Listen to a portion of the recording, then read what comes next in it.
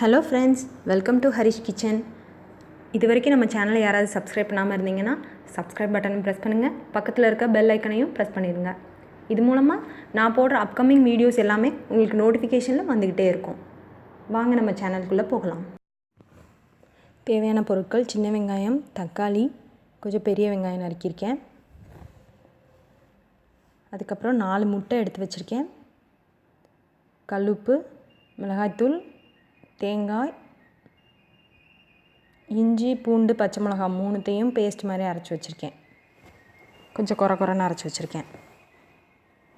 இப்போ அந்த 4 முட்டையை வந்து தண்ணியில் வேக போட்டுடலாம். இப்போ கடாயில்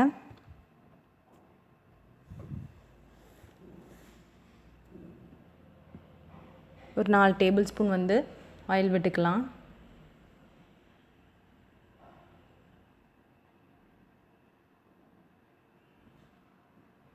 ஆயில் நல்லா சூடாயிருச்சு. இப்போ இது கூட சின்ன வெங்காயத்தை போட்டுடலாம்.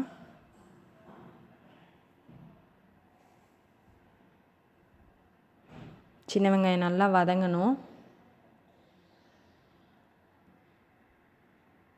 இது நம்ம வந்து ஒரு பேஸ்ட் மாதிரி தான் பண்ண போகிறோம். ஸோ வந்து சின்ன வெங்காயம் நல்லா வதங்கிருச்சு.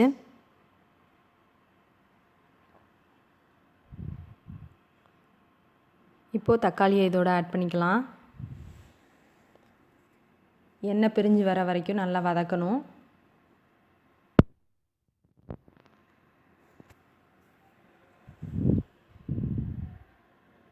இது ஈஸியாக பண்ணிடலாம். இதுக்கு ரொம்ப ஒன்றும் பொருள் தேவைப்படாது. இப்போ எண்ணெய் பிரிஞ்சு வந்துருச்சு. இப்போ இதை மிக்ஸி ஜாருக்கு ட்ரான்ஸ்ஃபர் பண்ணிடலாம். ஆறுனதுக்கப்புறம் அரைச்சிடலாம். ஆறட்டும் நல்லா. இப்போ அதே கடாயில் ஒரு 4 டீஸ்பூன் எண்ணெய் விட்டுக்கலாம்.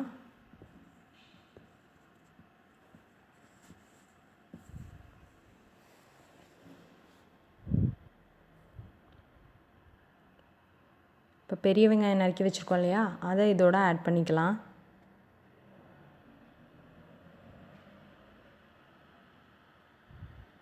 நான் ஒரு சின்னதாக எடுத்து வச்சுருந்தேன். ஒரு வெங்காயம் போதும். தேவைன்னா 2 கூட ஆட் பண்ணிக்கலாம். சும்மா நீளமாக நறுக்கி போட்டுக்கலாம். இது லைட்டாக வதங்கினதும் நம்ம அந்த இஞ்சி, பூண்டு, பச்சை மிளகாய் அரைச்சி வச்சுருந்தோம் இல்லையா, அதை இதோட ஆட் பண்ணிக்கலாம்.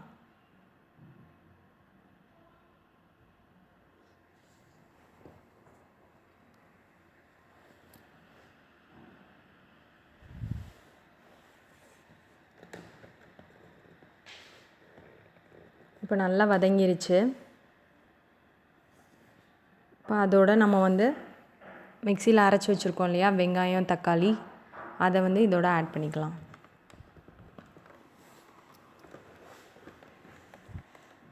இப்படி அரைச்சி ஊற்றுறதுனால நல்ல ஒரு டேஸ்ட் கொடுக்கும். தக்காளி அப்படியே ஆட் பண்ணியும் முட்டை குழம்பு வைக்கலாம். ஆனால் இந்த மாதிரி அரைச்சி வைக்கும்போது இன்னும் கொஞ்சம் டேஸ்ட்டு சூப்பராக இருக்கும்.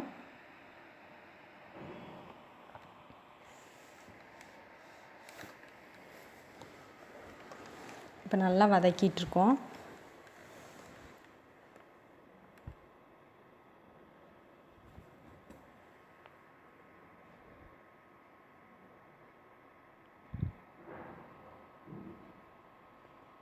இப்போ நல்லா எண்ணெய் பிரிஞ்சு வந்துருச்சு. இப்போ இது கூட அந்த சில்லி பவுடர் எடுத்து வச்சுருக்கோம் இல்லையா, அதை இதோட ஆட் பண்ணிக்கலாம். 2 டீஸ்பூன் எடுத்து வச்சுருந்தேன். அவங்கவுங்க காரத்தை பொறுத்து, ஏன்னா ஏற்கனவே பச்சை மிளகா வேறு இஞ்சி பூண்டோடு அரைச்சி போட்டிருக்கோம். ஸோ வந்து அவங்கவுங்க காரத்தை பொறுத்து இதில் ஆட் பண்ணிக்கோங்க.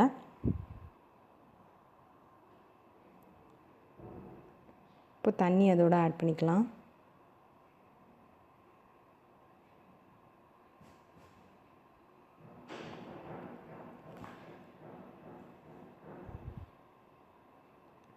தேங்காய் எடுத்து வச்சுருந்தேன் இல்லையா, அதை லைட்டாக வந்து அரைச்சி இதோட ஊற்றி விட்டுறணும்.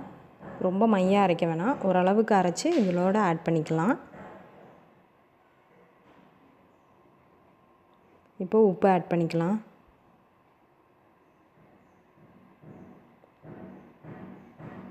இப்போ நல்லா கொதி வந்துருச்சு. நான் வந்து வேக வச்சுருந்தேன் இல்லையா, அந்த முட்டையை வந்து பாதி பாதியாக கட் பண்ணி வச்சுருக்கேன். அதை இதோட ஆட் பண்ணிடலாம். குழம்பு நல்லா கொதித்ததுக்கப்புறமா லாஸ்ட்டாக இதை ஆட் பண்ணால் போதும்.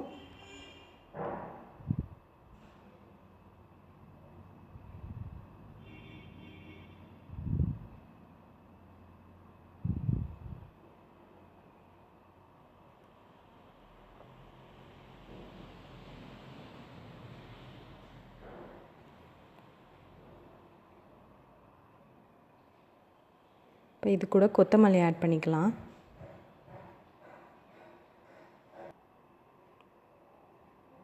லைட்டாக கிண்டி விட்றேன், ரொம்ப கிண்ட வேண்டாம். லைட்டாக அந்த குழம்பு அந்த முட்டை மேலே படுற மாதிரி மட்டும் ஒரு கிளறி விட்டுறலாம். அவ்வளோதாங்க. இப்போ ஸ்டவ் ஆஃப் பண்ணிடுறேன். சூப்பரான சுவையான முட்டை குழம்பு ரெடி ஆயிடுச்சு. பவுலுக்கு ட்ரான்ஸ்ஃபர் பண்ணிடுறேன். இந்த வீடியோ உங்களுக்கு பிடிச்சிருந்துச்சுன்னா லைக் பண்ணுங்கள், உங்கள் ஃப்ரெண்ட்ஸ் கூட ஷேர் பண்ணுங்கள்.